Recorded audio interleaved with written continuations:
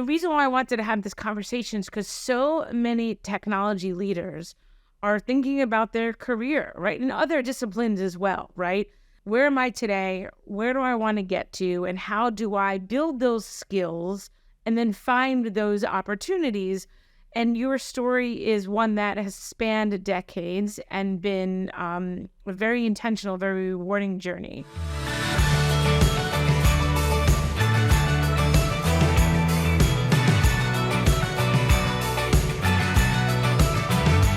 Hey everyone, welcome to the Scaling Tech Podcast. Today we are very lucky to be talking to JP Grace. It's great to have you. So we're diving into a very interesting topic today, the path to becoming a CTO.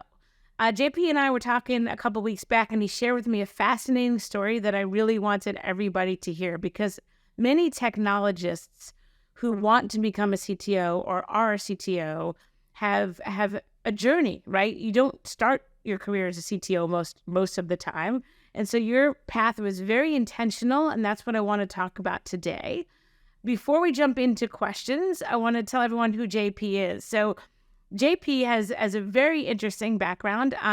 He's a seasoned engineering leader who has paved his way in the tech industry with his ability to drive business growth and positive change. He's currently the CTO of Endear, where he is assisting omnichannel retail brands in driving sales with an easy-to-implement CRM platform, which is super relevant right now. And before Endear, you were part of ZX Ventures, which is a subsidiary of AB InBev. That's a lot of letters. But many of us know AB InBev. It's one of the world's biggest companies. And there you served in various roles, including startup CTO coach, interim CTO, and tech advisor, driving global omnichannel and e-commerce tech strategy to do things including improving customer experience and creating high growth businesses. You were also instrumental at a company called Live Intent, where you really drove tech innovation and played a crucial role for taking the company from zero to a valuation in the hundreds of millions. Right. And we tell you this background because that is your path, and that's what you're going to talk to us about today. Now, even before that, you hold a degree in finance from the University of Central Florida. So that's interesting in and of itself. Most people don't come through technology through finance. And so you've always imagined your career in tech leadership from a very, very young age, and you have been very intentional about the things you have done, the experiments, the feedback you have gotten. So I really want to start there. So walk us through how you've imagined and how you knew you wanted to get on this path, and kind of walk us through your journey. Yeah, Debbie, again, thank you for having me. Super excited to be here today.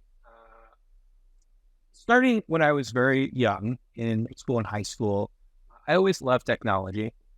I loved taking things apart. I remember taking apart a radio when I was in middle school to just see what all the pieces were, so I understood how everything worked.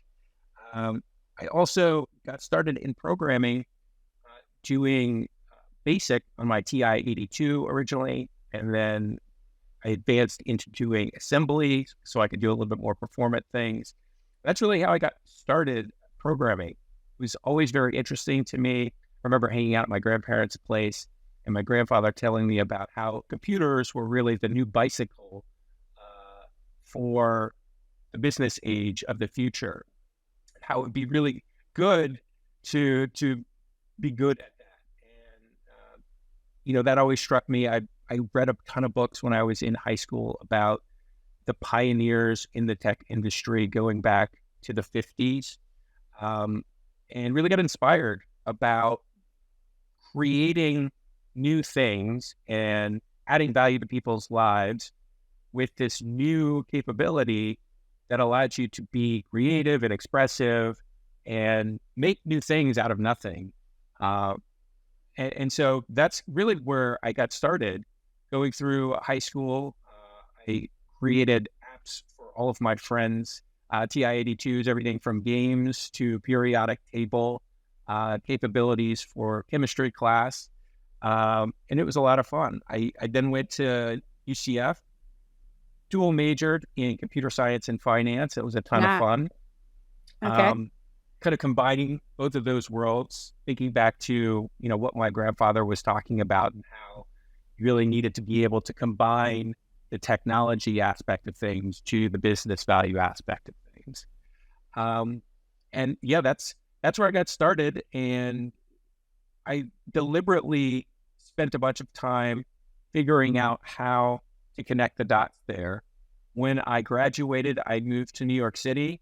I love New York City. I was talking to some friends recently about kind of the journey here. I grew up in Florida, and when I was in college and thinking about where I was going to be after college, I traveled a bunch. I spent some time in Colorado. I was a snowboard instructor in Breckenridge. Did a bunch of cross-country trips to kind of try and find myself. I spent a bunch of time in California. And I always kind of imagined there was probably a few places that I could end up. San Francisco was one of them. New York City was another one. And in my time that I spent in the San Francisco area, I really realized that it was all about technology. Right. And while I loved that, I think the thing that really resonated with me in New York City was that there's so much diversity of stuff going on here. You've got the finance people, the marketing people, the media people, the fashion people.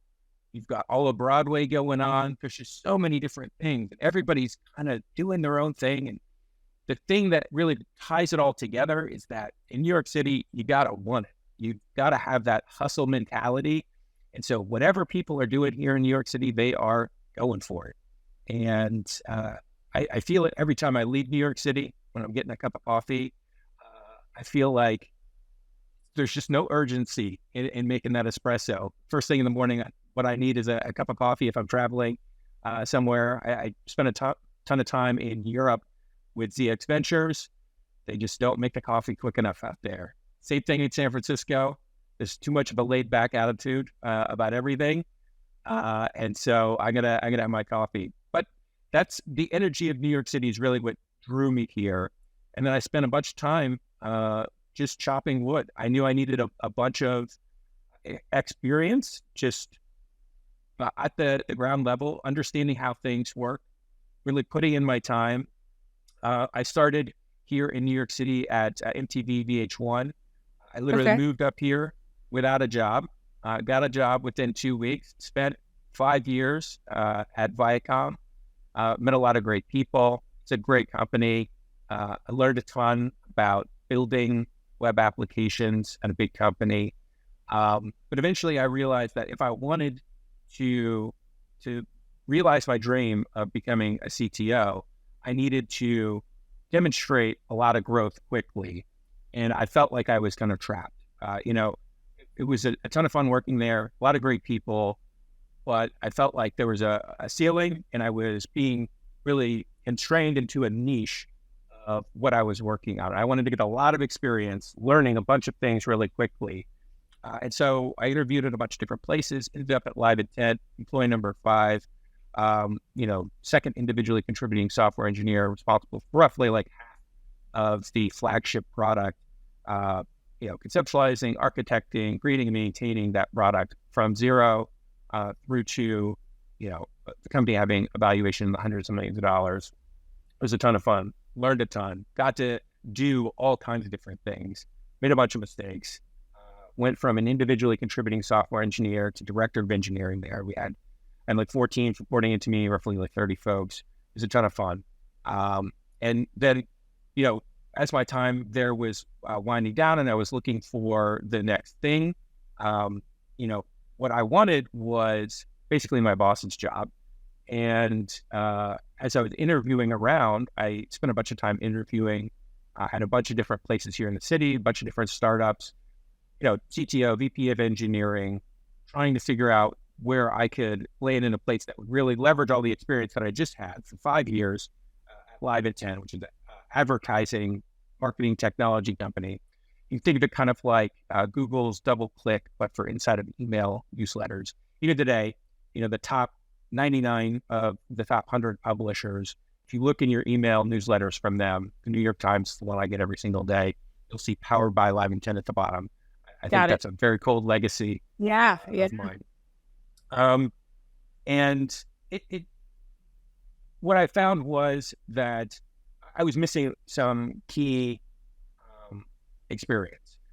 I got a ton of experience building out products and those sorts of things, but I was missing some strategic decision-making experience, some organizational experience, meaning like really being able to make an impact and being able to align cross-functionally with peers in a way that demonstrated an impact. Um, and so I took a step back and I started thinking about how can I get this experience? Hmm. If I can't get the job I want right now, after a few months of interviewing and getting feedback on these interviews about, where are the gaps here? I started thinking about where could I get this experience? And after a few more months of searching, I ended up at ZX Ventures, which was the perfect opportunity for me. As you mentioned before, it's part of AB InBev. You can think of it kind of like the disruptive growth arm of AB InBev. And they started it in, I want to say like 2016. I joined within the first 6 months. Yeah, 6 months of them kicking off this initiative. And so really got in on the ground floor, was able to make a huge impact. We started with 0 businesses in our portfolio, grew that to about 40 over the course of 5 years. And it was an opportunity for me to not only get a lot of that cross-functional alignment and ability to make an impact across the organization, but also understand strategically the best decision-making frameworks for a startup. And one of the things that I'm most appreciative about my time there is just the fact that I got to see so many startups go through so many different phases of the life cycle, maturity. I really got to see when it's important to make specific types of decisions. We put together a bunch of different frameworks and playbooks for best practices and how to be successful in a startup. And sometimes they weren't successful because company was too little. It was not ready yet to start adopting some of those things. And, that was a huge takeaway for me, and really trying to organize in my head, like, okay, these are really important things to be doing, but they don't need to be done for everybody at the same time. You need to kind of grow organically, get to the next level, then you can focus on the next thing. And so that was a huge takeaway for me. And it gave me a lot of confidence in when I eventually, left there and was looking for the next big thing. I left in the height of the pandemic and decided that was the best time to find the next thing for me. I spent 7 months interviewing founders and co-founders, morning, noon, and night, every day. I literally interviewed hundreds of founders and co-founders. Yeah. I Really want just to trying to, yeah, talk about that. So you mentioned that to me earlier, and so your journey so far has been fascinating. I want to highlight you went to school with a dual major with the intent of learning how to build and learning how to build a business to be able to build. That was your first intentional, this big decision. yeah, You also intentionally decided to move to New York City after kind of interviewing many locations yeah, due to its diversity. And then you intentionally sought out different types of experience, large company, MTV, Viacom, small startup within an enterprise, small startup.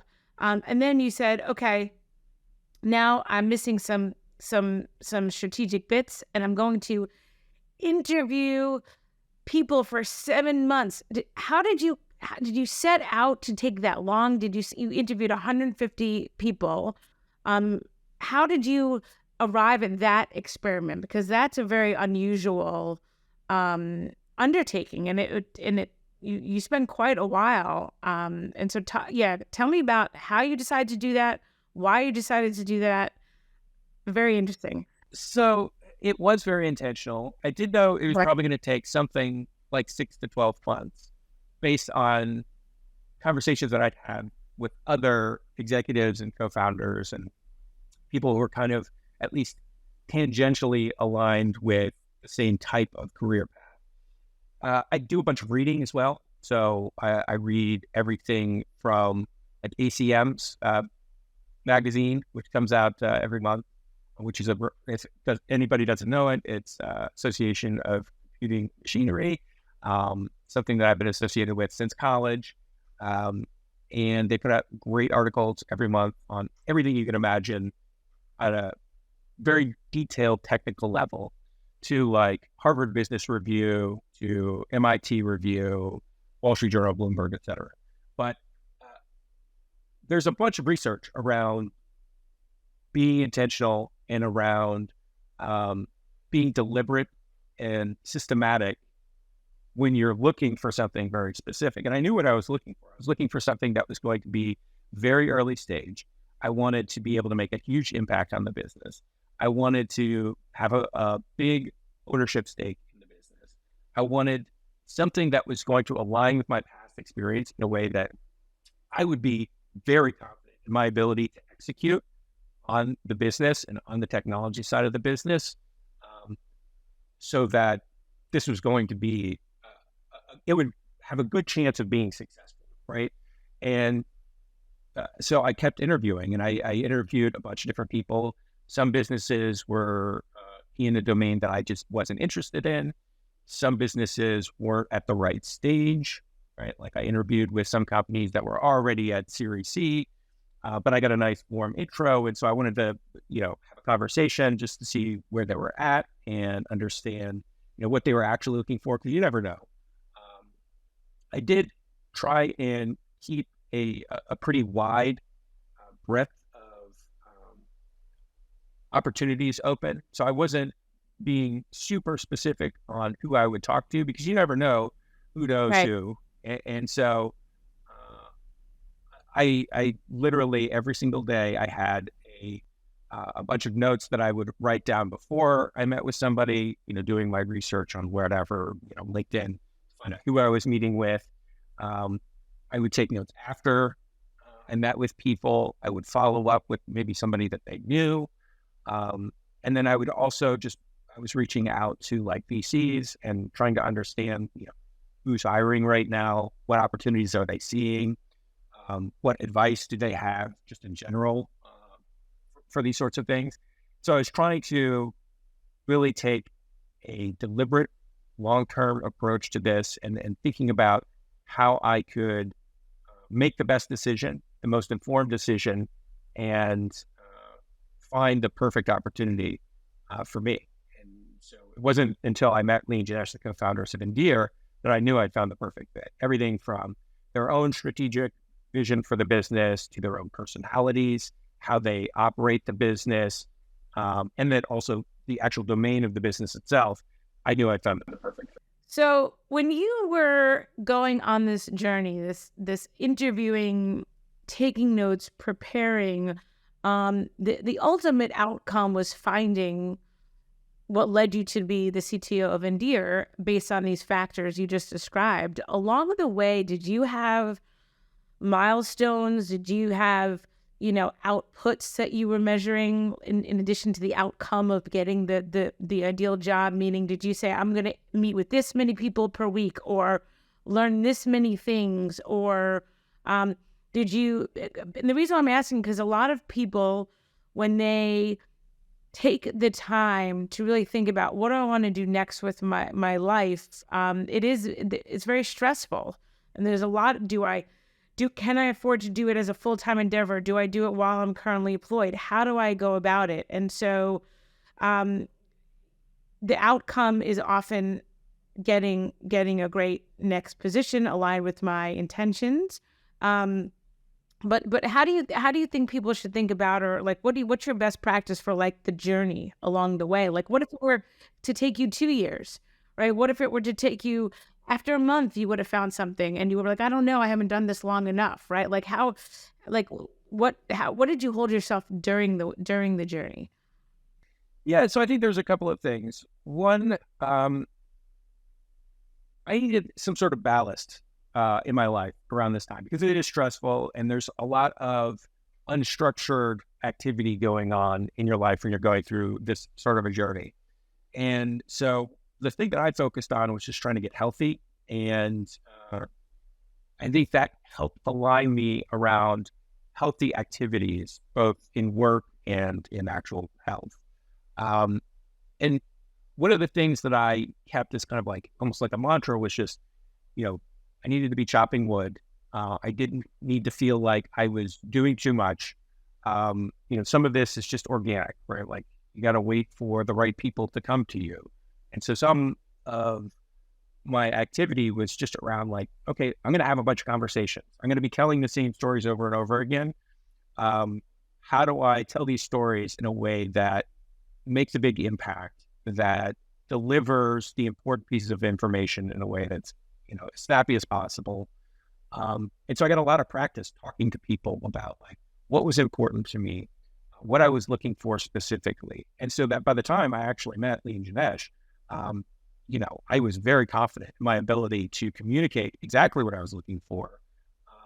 I literally had hundreds of conversations where I'd said basically the same thing and gotten feedback. And a lot of it wasn't direct feedback, but you can tell when somebody is zoning out, whether or not you are communicating something that is interesting or is really, triggering them to have the next couple of thoughts that they want to talk about. And so because I'd had so much practice and experience around, telling my story, saying what was important to me, I got very confident in my ability to communicate with all of the people that I was meeting. And it's just like, when you're trying to lose weight and get healthy and those sorts of things, it's the daily habits that are important. So like when you're losing weight, it's like maybe exercising or counting your calories or whatever you do to get healthy, right? And with this, it was, I need to spend 1 or 2 hours a day focusing on reaching out to new opportunities and learning about these opportunities, right? I didn't want to spend so much time on like outreach that I didn't have enough time to prepare and fully understand each opportunity. So, you have to spend a couple of hours a week just researching opportunities and understanding, is there a business here? What is this company actually doing?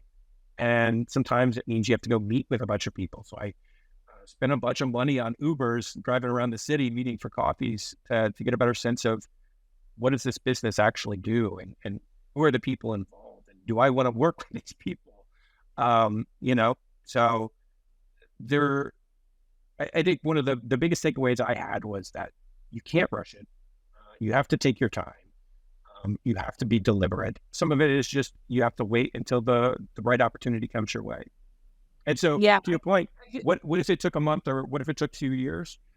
It would have been great if it only took a month. But I was prepared to wait until I found the right opportunity.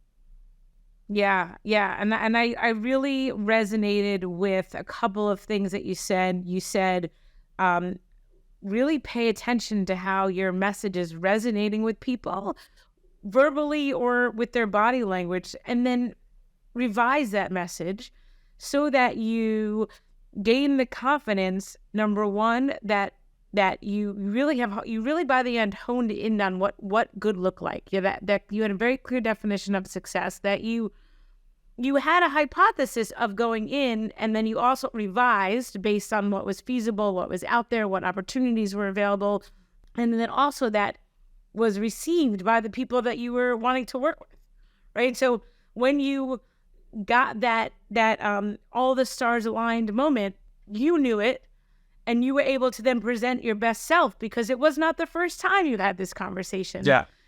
And I think those kind of takeaways are really critical, and your intentionality and your directionality from the start led you to your dream job, right? Your dream job, which is really amazing.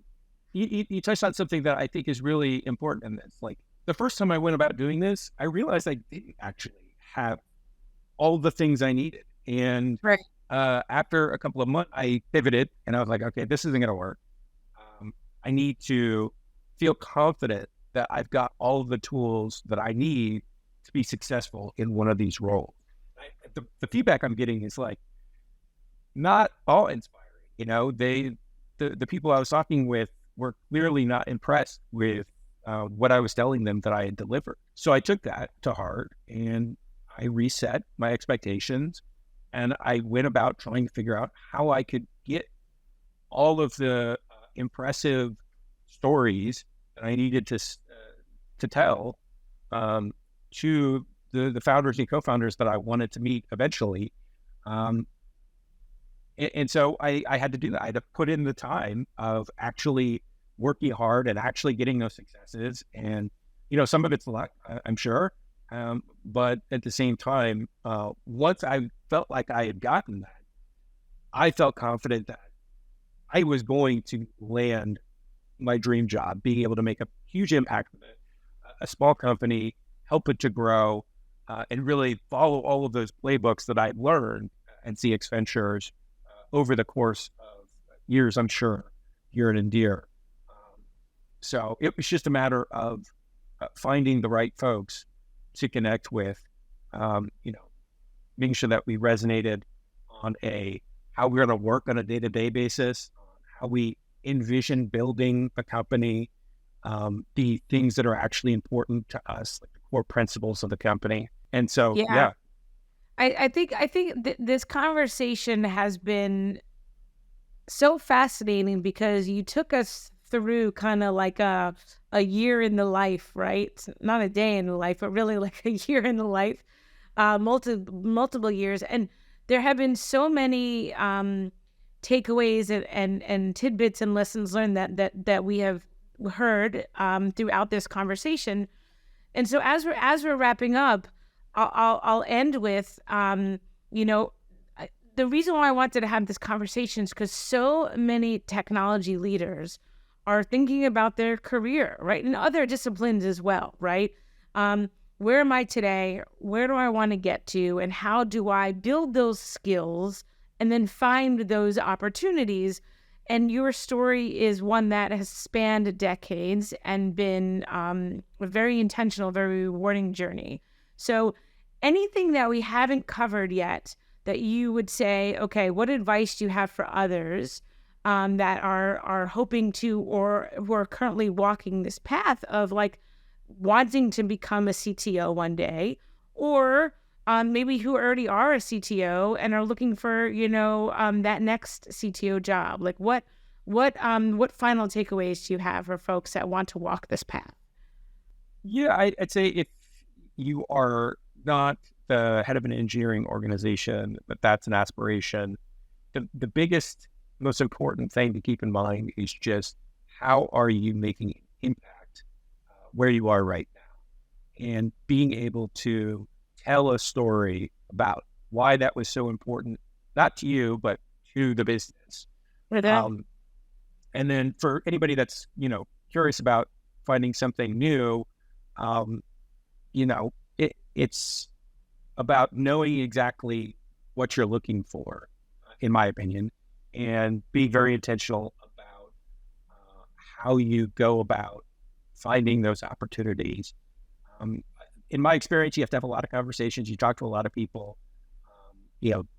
reach out to your network, reach out to your friends, your former colleagues, reach out to VCs. VCs are a great resource when you are looking for these types of roles.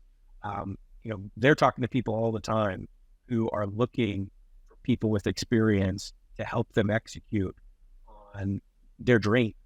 And so, I found that very valuable myself. But don't turn people away just because you don't think it's going to be a good fit. Have a conversation. 30 minutes is a great way to practice telling your story, to get feedback. And eventually you're going to find the right person, the right opportunity for you. Absolutely. I couldn't agree more. So with that, we'll wrap up. So thank you so much. This has been a lovely, engaging, and very important conversation. And so have a great day. And thank you everyone for listening. Thanks, Debbie. It was a pleasure.